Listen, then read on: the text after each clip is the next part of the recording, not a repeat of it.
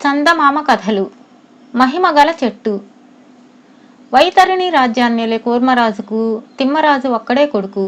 కూర్మరాజు అతడికి యవ్వరాజ్య పట్టాభిషేకం చేశాడు. ఒకనాడు తిమ్మరాజు ఏకాంతంగా కూర్చుని తమ వంశ చరిత్రను చదువుతూ ఉండగా అందులో ఒక చోట ఇలా ఉన్నది. వైతరణికి ఉత్తరాన అరణ్యంలో ఒక ముష్టి చెట్టు ఉన్నది. దాని కింద నిలబడి కోరిన రూపాలు ధరించగలరు. ఆ చెట్టు సాయంతో కొందరు రాజులు ప్రజల సమస్యలు పరిష్కరించి రాజ్యాన్ని సుభిక్షం చేశారు.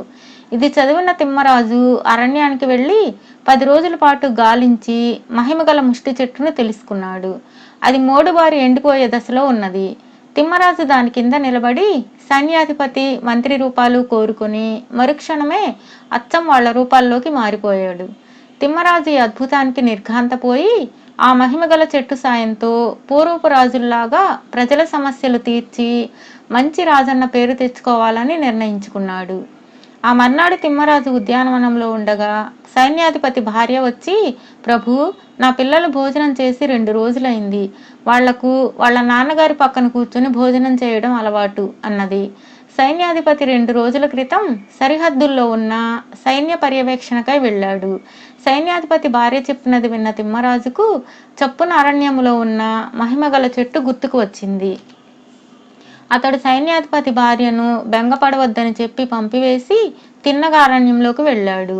అక్కడ తిమ్మరాజు చెట్టు కింద నిలబడి సైన్యాధిపతి రూపం తెచ్చుకుని సైన్యాధిపతి ఇంటికి వెళ్ళాడు. తమ తండ్రి రూపంలో వచ్చిన తిమ్మరాజును చూడగానే సైన్యాధిపతి పిల్లలు అతడి కాళ్లను చుట్టేశారు. సైన్యాధిపతి భార్య ఎంతో సంతోషంగా పిల్లలకు భోజనం వడ్డించింది. తిమ్మరాజు వాళ్ల పక్కన కూర్చుని తినిపించసాగాడు. సరిగ్గా అదే సమయంలో సరిహద్దు ప్రాంతాలకు వెళ్లిన సైన్యాధిపతి తిరిగి వచ్చాడు. అతడు తన రూపంతో ఉన్న తిమ్మరాజును చూసి ఆగ్రహంతో ఊగిపోతూ, దుర్మార్గుడా, ఎవరు నువ్వు అంటూ దుడ్డుకర్ర తీసుకొని బాధసాగాడు. ఆ దెబ్బలకు ఓర్చుకోలేక తిమ్మరాజు మొర్రోమంటూ కుప్పకూలిపోయి జరిగిందంతా చెప్పి స్పృహ కోల్పోయాడు. అతడు కోలుకునేందుకు 10 రోజులు పట్టింది. ఒకనాడు తిమ్మరాజు ప్రజల యోగక్షేమాలు తెలుసుకోగోరి మారువేషంలో బయలుదేరాడు. అతడు ఒక ఇంట్లో తీవ్ర స్వరంతో మాట్లాడుకుంటున్న భార్యాభర్తలను చూసి చాటుగా పొంచి ఉండి వాళ్ల మాటలను ఆలకించసాగాడు. దీని వయసు పిల్లలకి పెళ్లిళ్ళయి కాపురాలు చేసుకుంటుంటే దీని బతికిలా తెల్లారిపోవలసిందేనా అని భార్య భర్తను కసురుకుంటున్నది. అందుకు భర్త, ఆగవే, అదే పని, దీని పెళ్లి క్షణాల్లో జరిపిస్తాను అన్నాడు. తిమ్మరాజు అక్కడి నుంచి కదిలి ఒక సందు మలుపు తిరిగేసరికి ఒక వర్తకుడి ఇంట్లో నుంచి మాటలు వినిపించాయి. అతడు ఆ మాటలు కూడా వినసాగాడు.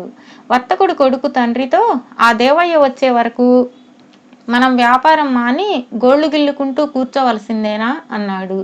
దానికి వర్తకుడు, అంతే కదా బాబు అని జవాబిచ్చాడు. ఆయన రావడం చూసి మన కష్టాలు తీరటం జరిగే పనేనా అన్నాడు వర్తకుడు కొడుకు విచారంగా. ఈ సంభాషణ విన్నాక తిమ్మరాజు ఒక నిర్ణయానికి వచ్చాడు. దేవయ్య రాక వల్ల 2 కుటుంబాల సమస్యలు పరిష్కారం అవుతాయి కనుక తాను దేవయ్య రూపంలో వచ్చి వారికి సాయపడాలి అనుకున్నాడు. ఆ వెంటనే అతడు అరణ్యంలోని మహిమగల చెట్టు వద్దకు పోయి దేవయ్య రూపంలో తిరిగి వచ్చాడు. ఈ దేవయ్య అనేవాడు కొద్దిపాటి పెట్టుబడితో సముద్ర వ్యాపారం చేసే వర్తకుడు. ఇతను చంద్రయ్య అనేవాడి దగ్గర నుంచి కూతురు పెళ్లికని దాచుకున్న 10,000 వరహాలను వడ్డీ ఆశ పెట్టి తీసుకున్నాడు. ఉల్లిపాయల వ్యాపారం చేసే వర్తకుడి నుంచి ఉల్లిపాయలను అప్పుగా తీసుకున్నాడు. ఆ తర్వాత పడవలలో తూర్పు దీవులకు వెళ్ళి అక్కడ నష్టపోయాడు.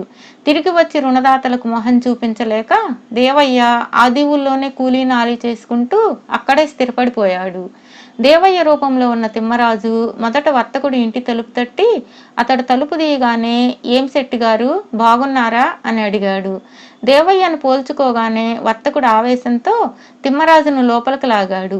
తర్వాత తండ్రి కొడుకులు అతన్ని చితక్కొట్టి చేతులు కట్టేసి ఉల్లిపాయల డబ్బంతా వడ్డీతో సహా కట్టు అన్నారు.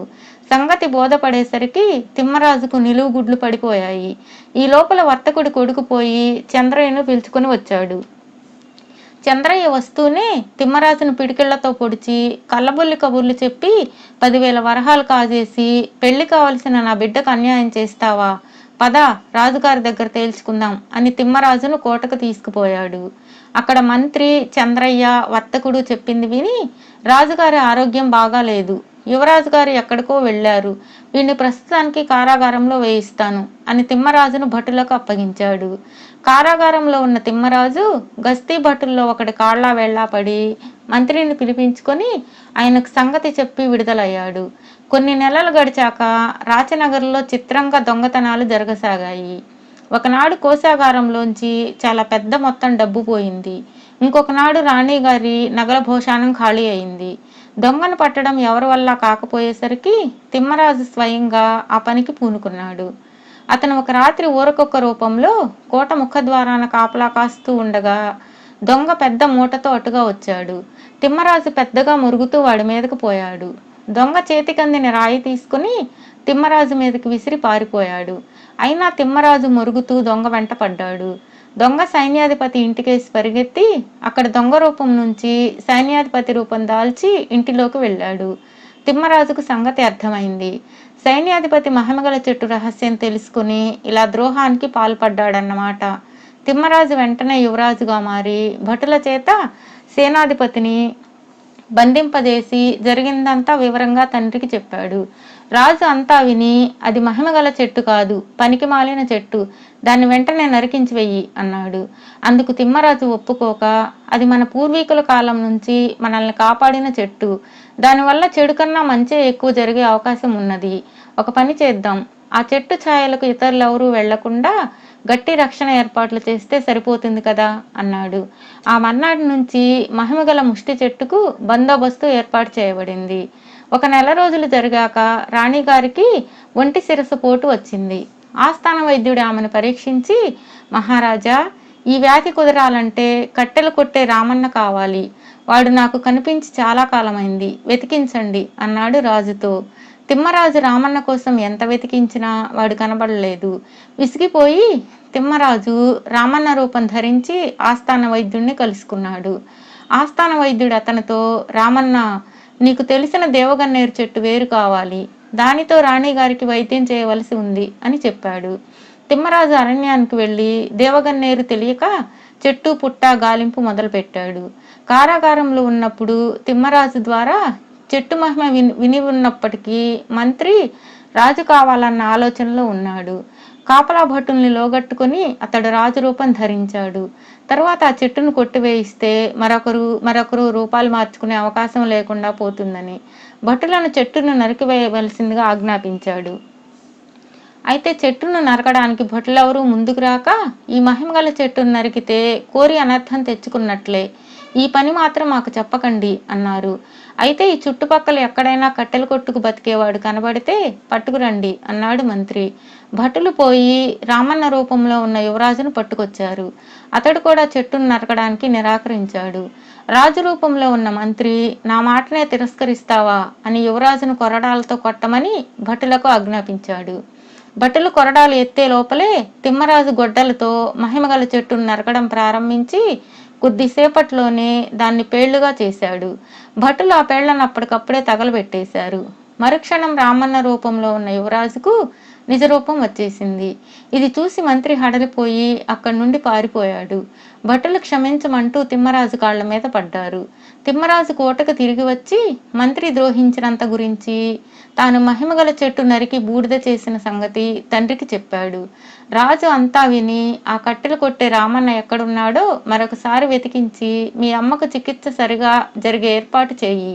ఈ గొడవకంతకు కారణమైన మన వంశ చరిత్ర తాళపత్రాలు మరెవరికంటా పడకుండా జాగ్రత్తగా ఎక్కడైనా దాచేయి అని తిమ్మరాజుకు సలహా ఇచ్చాడు. ఇంత జరిగాక తిమ్మరాజుకు జ్ఞానోదయమైంది. తండ్రి తదనంతరం అతడు రాజయ్యాక తన స్వశక్తి పైన తప్ప మంత్రాలు మహిమల జోలికి ఏనాడు పోలేదు.